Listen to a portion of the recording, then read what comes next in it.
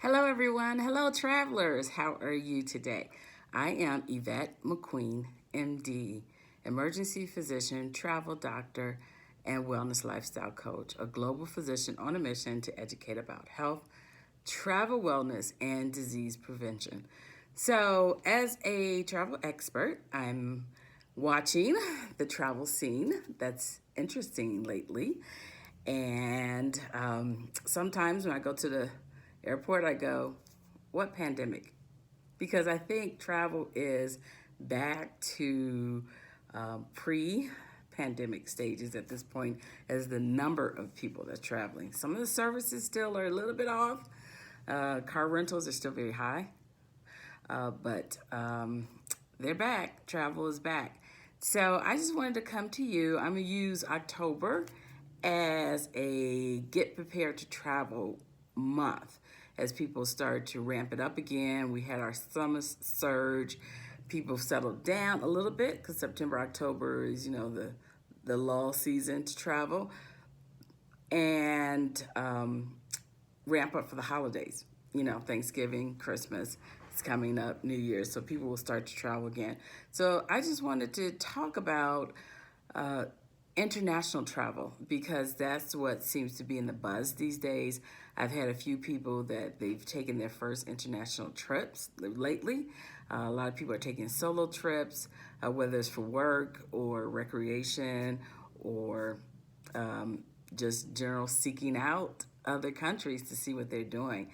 So I wanted to talk about international travel, and I'll talk a little bit about some COVID restrictions, but mostly how to travel internationally. So if you've never traveled internationally and you need to prepare yourself, one thing I suggest is getting my original travel book, which is Travelpedia.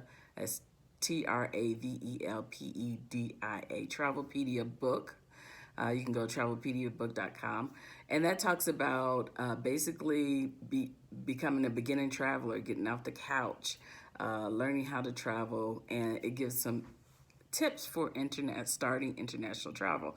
So that's what I wanted to focus on. And now we're in this month on October 30th with a international traveling 101 webinar that's going to be free for everybody.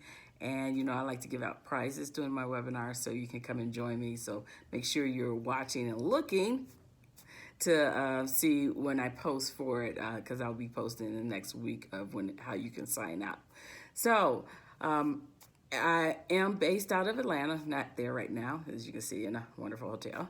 But I'm based out of Atlanta, so I've been noticing the parking is back to being full. The flights are full. I mean, I fly almost every week or every other week for my job, and the flights have been very full. And unfortunately, this month, I've had to fly on a Friday. Got to make sure I don't do that anymore. I said that before.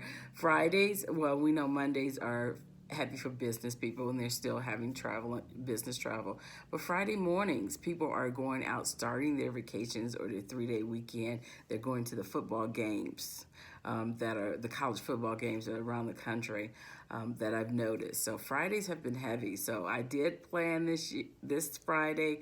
I left early. The parking was no problem for me.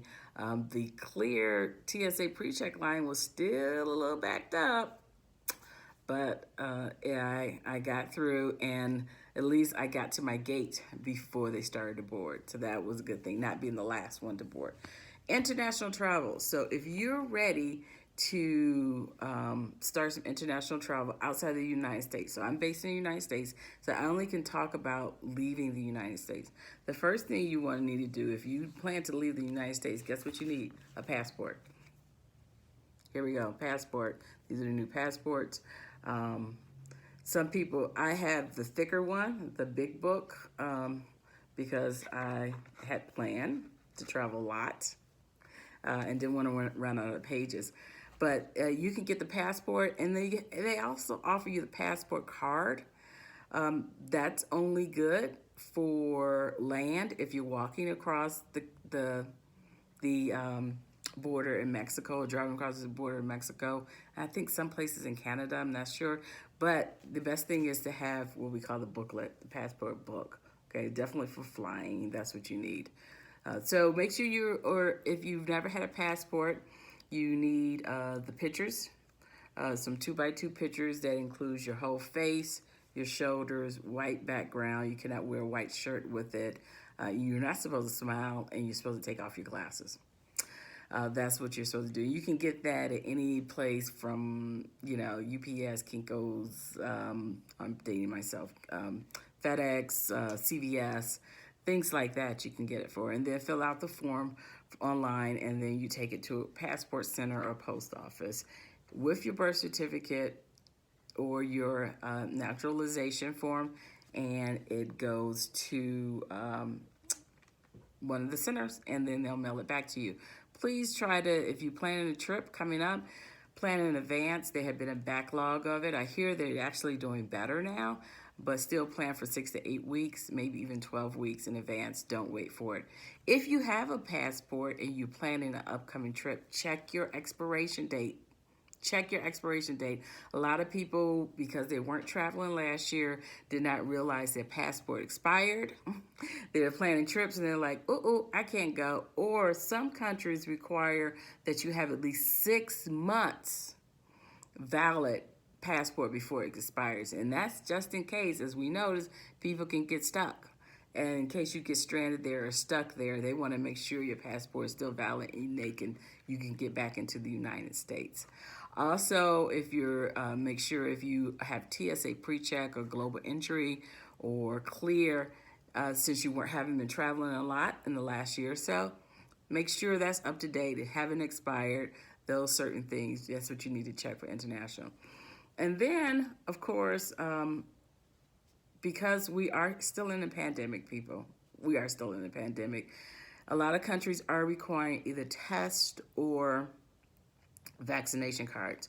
Of course, you know that vaccination cards are ours in the United States is the little white CDC card.